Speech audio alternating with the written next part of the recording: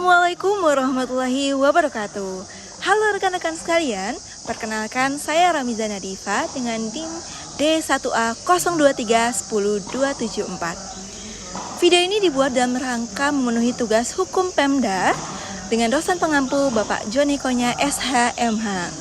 Baik rekan-rekan sekalian, tadi teman-teman sudah melihat kan kalau saya tadi tuh baru habis tenis di lapangan tenis Polda NTB. Nah, kira-kira teman-teman tahu nggak sih NTB ini bisa terjadi pemekaran daerah atau tidak?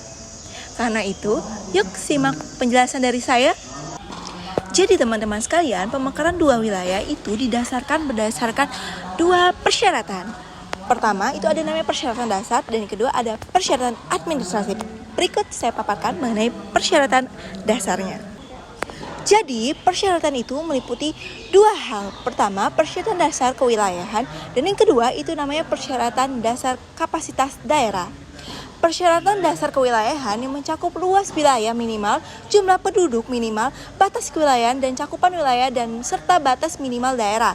Sedangkan persyaratan dasar kapasitas daerah terkait dengan kemampuan daerah bersangkutan untuk berkembang dan mewujudkan kesejahteraan masyarakatnya.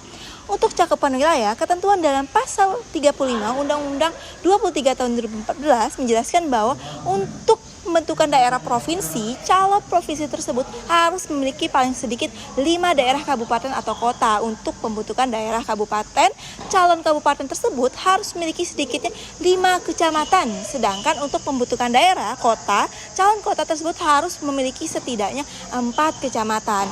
Adapun batas usia minimal untuk pemekaran daerah provinsi adalah 10 tahun terhitung sejak pembentukan provinsi tersebut. Sedangkan batas usia minimal untuk daerah kabupaten atau kota adalah 7 tahun terhitung sejak pembentukan kabupaten atau kota tersebut. Baik teman-teman sekalian, persyaratan administratif itu meliputi dua persyaratan utama.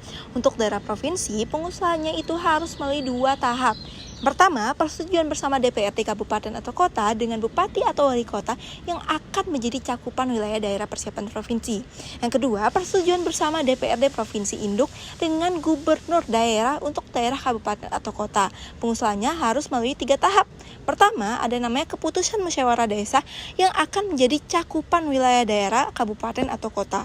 Yang kedua, itu ada yang namanya persetujuan bersama DPRD kabupaten kota induk dengan bupati atau wali kota daerah induk. Dan terakhir itu persetujuan bersama DPRD provinsi dengan gubernur dari daerah provinsi yang mencakup daerah persiapan kabupaten atau kota yang akan dibentuk. Rekan-rekan sekalian, saat ini saya sedang berada di namanya lapangan Baharadaksa Polda NTB. Nah, balik lagi ke pertanyaan kita di awal tadi tentang apakah NTB itu bisa terjadi pemekaran daerah. Jawabannya, pemekaran kabupaten atau kota di NTB itu sangat-sangat memungkinkan secara hukum. Namun, realisasinya membutuhkan kajian mendalam dan kesiapan dari semua pihak. Saat ini, moratorium pemekaran daerah dari pemerintah pusat ini menjadi penghalang utama.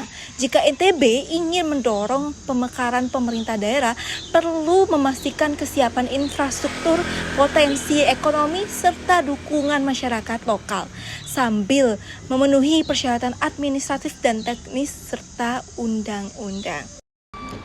Itulah tadi pemaparan materi dari saya terkait dengan pemekaran daerah di NTB. Nah, semoga teman-teman sekalian dapat mengambil insight penting dan dijadikan bahan pembelajaran ke depannya. Sekian dari saya. Wassalamualaikum warahmatullahi wabarakatuh. Sampai jumpa.